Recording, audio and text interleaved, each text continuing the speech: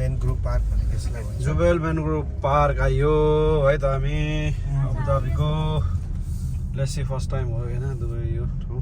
यस हामी जाँदैछौँ घुटुनुङ पारेर। सडनली हाम्रो प्लान चेन्ज भएर हामी यो ठाउँ आइपुगेछौँ। तर कति प्याक त हेर त लुक प्रोबब्ली एरिया फ्री छ कि क्या आज आई थिङ्क सडनली हुन्छ क्या त्यो।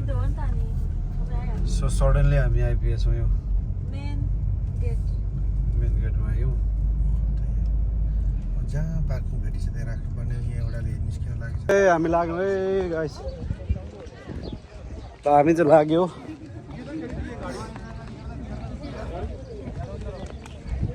र हामी देखाउनेछौँ दिदी।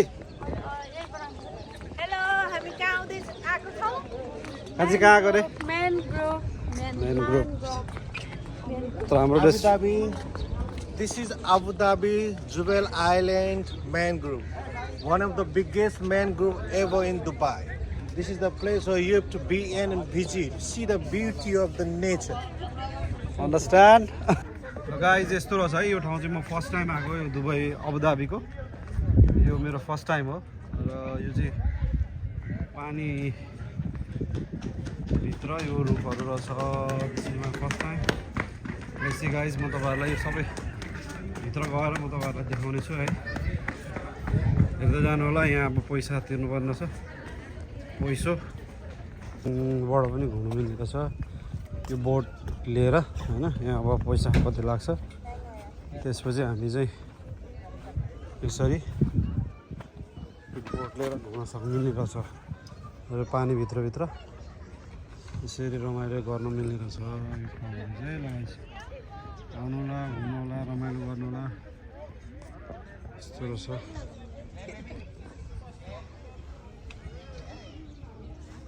हामी भित्र छिर्यौँ त्यहाँ चाहिँ 15 रुपियाँ लाग्दो रहेछ।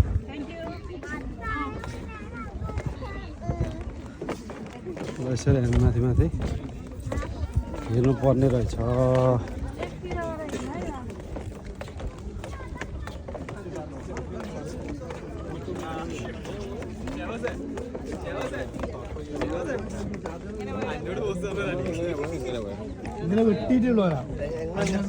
हाम्रो ऊ चाहिँ कहाँ हो हाम्रो डेस्टिनेसन कहाँ हो कति टाढो छ दाजु भित्रै हो अझै जङ्गलभरि घुमेर आउने हो नि त माथि माथि नै। ए अहिले भर्खरै मान्छे थिएन अहिले भर्खरै यो बुडुङडुङ आयो यार मान्छेहरू यार कहाँबाट आयो मान्छेहरू यार। यो कुन खालको यो ऊ रहेछ क्या यो रुख यो नमर्ने है म्यानग्रोभ भन्छ होइन।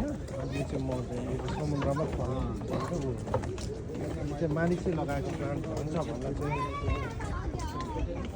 होइन दिदी यो कहाँ कस्तो पानीमै बस्ने यो रुख क्या।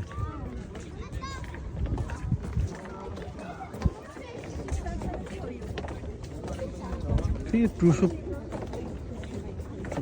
पहिला सायद दिदी यो उ थियो होला कि झार थियो होला पानी फेरि आएर माथि यस्तो बढे जस्तो भयो।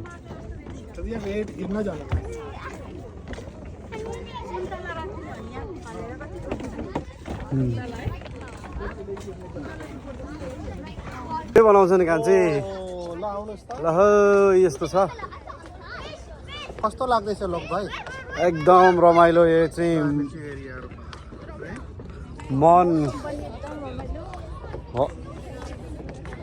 भकानिएका मनहरूलाई यहाँ बिसाउने ठाउँ छ होइन।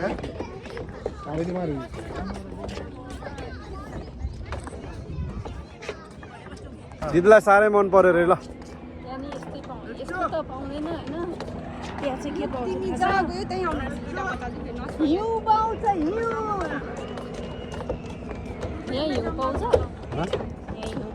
हिउँ यहाँ हिउँ रमाइलो रहेछ है। को आउनु भएको छ लाउनु होला होइन एकदमै रमाइलो ठाउँ।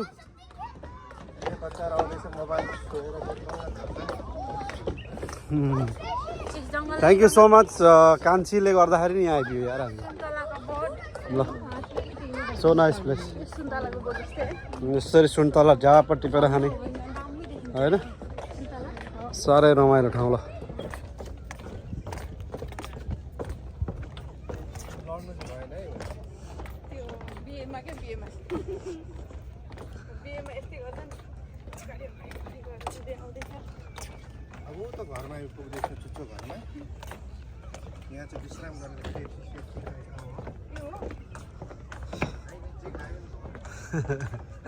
ए हो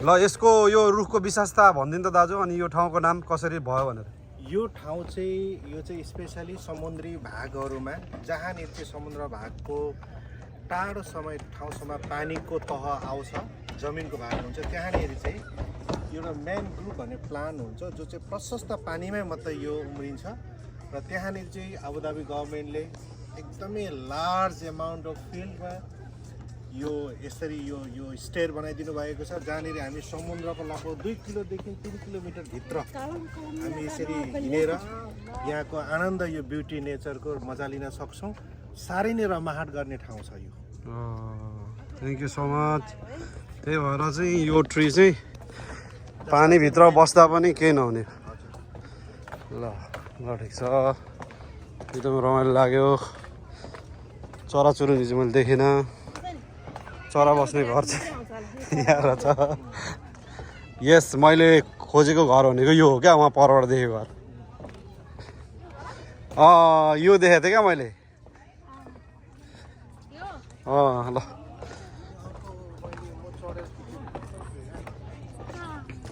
यो चाहिँ यो बिचमा सेन्टरमा पर्दो रहेछ हामी ऊ त्यो परको घरबाट सुरु गरेको घुम्दै घुम्दै घुम्दै घुम्दै यो चाहिँ लगभग बिचमा पर्दो रहेछ यो बाटो अब जाने यता हामी जाने घर गएर बस फर्किने ठाउँ हो अब हामी अर्को भाग गयौँ अब अदर साइड ल यो बिचमा चाहिँ यस्तो घर रहेछ होइन हामी त्यहाँ जाँदैछौँ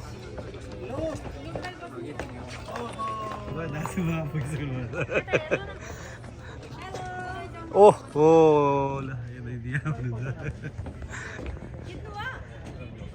भिडियो बनाएको छु ओके स्टुडियोमा त्यहाँ छोडेर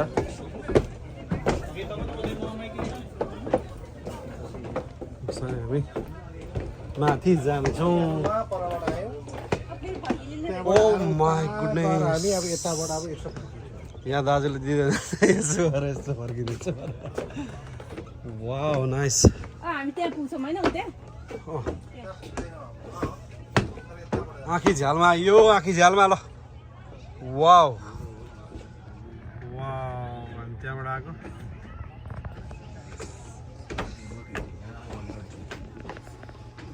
दामी यो छतसम्म जानुपर्ने हुनु पर्ने यहाँबाट देखिहाल्छ परसम्म रहेछ त गएको रहेछ नि कहाँ पुग्ने हौ हामी त ल हामी बाटो बिर्सेला जस्तो लाग्यो मलाई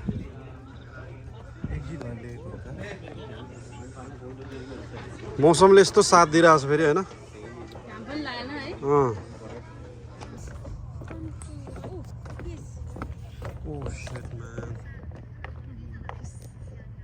के फिस हो यो ओ यता पनि आउँदैछ कस्तो राम्रो फिस कति ठुल्ठुलो फिस र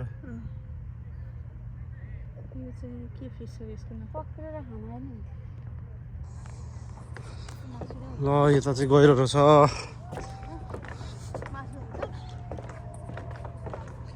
ल रमाइलो गर्दैछ नि रमाइलो ए यहाँ त यस्तो पो रह त बोट अब यताबाट उता के भन्छ पर के भन्छ नागान चाहिँ यसले उता समुद्रतिर पनि लिएर जान्छ जस्तो अब यहाँबाट समुद्रतिर लिएर जान्छ होला कि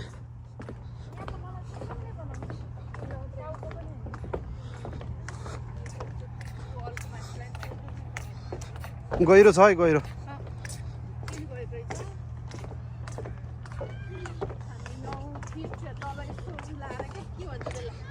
स्विमिङ गर्न गएको है 9 फिट यो लाएर क्या यता चाहिँ दामी देखाएको छ सम्रो पानी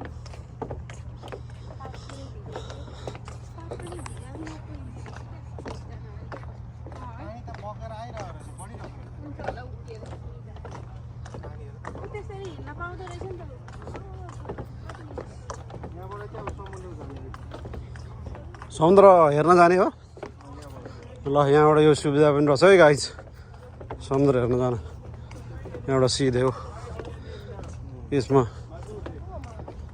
self driving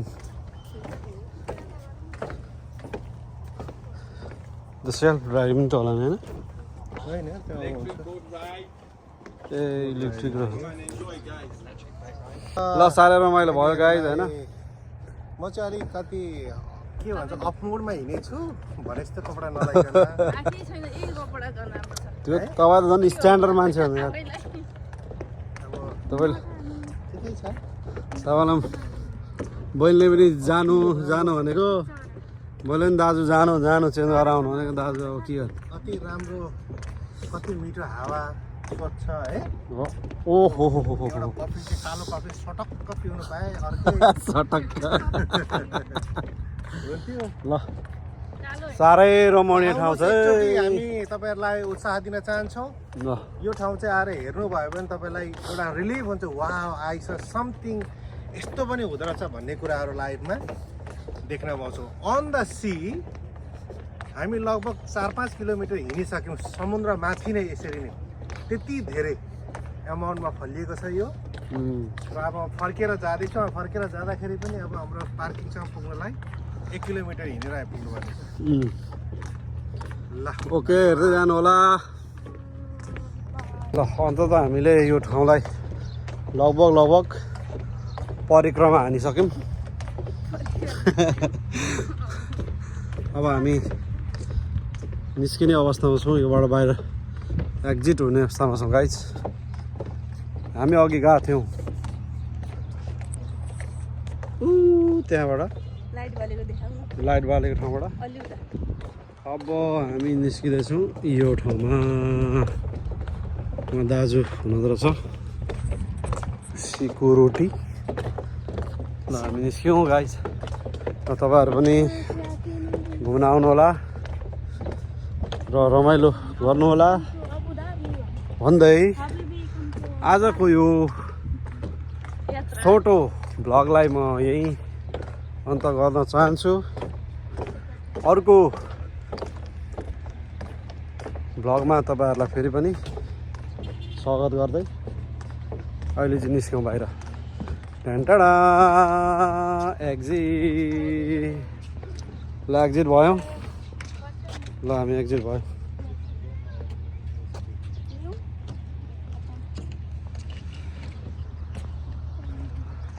okay guys video हेरेर इन्जोय गर्नु होला बुम यो हो यो पार्कमा जाने बाटो यो हो पार्किङ